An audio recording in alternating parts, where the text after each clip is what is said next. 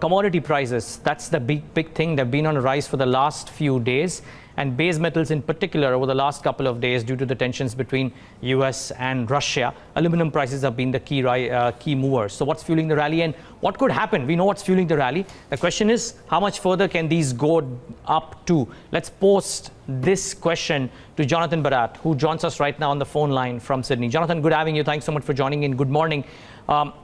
What do you anticipate, or how much do you believe this move in aluminum predominantly and some of the other commodities could extend itself to? Is it possible to predict that? Good morning.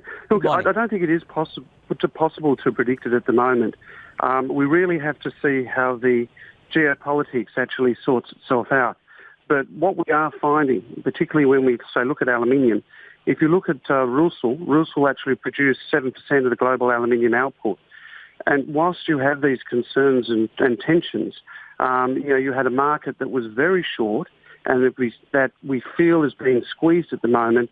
And given where we feel with not just that supply issue, but also generally with a weaker dollar, we could see more of a substantial rally.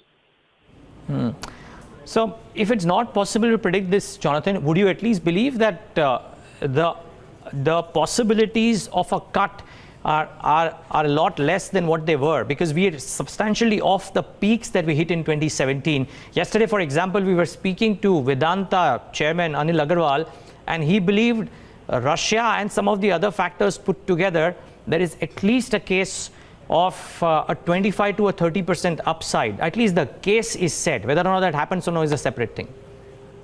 Oh, look, I mean, there's always potential when you cut supply to a market that sees the demand. But, with aluminium, we've had an overhead, but generally commodities, we've seen a good rally, and then we've seen the market come under an enormous amount of pressure with what's happening with these trade tensions, tariffs, etc. And I think whilst we have that uncertainty, you have potential for a deeper rally.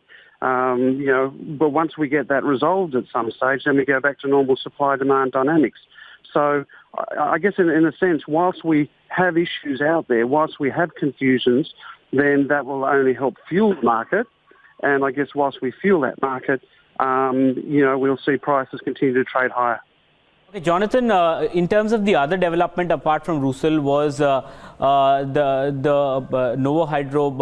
Norsk Hydro production cut that came in yesterday. How will that affect aluminium prices going ahead? And as Neeraj was saying, Anil Agarwal does believe that anywhere between $2,500 to $3,000 is where he believes aluminium can go in. Do you have an estimate? What kind of estimates are you working with? Look, I think I'm generally working. I don't see going that high at the moment. I do think that we've had an aggressive move off the downside. I think anything that disrupts supply, is more of a temporary situation. We have to look at the general macros to turn around and see whether it's sustainable. But I think over time it potentially could be sustainable if we don't get the resolutions that we're all seeking for.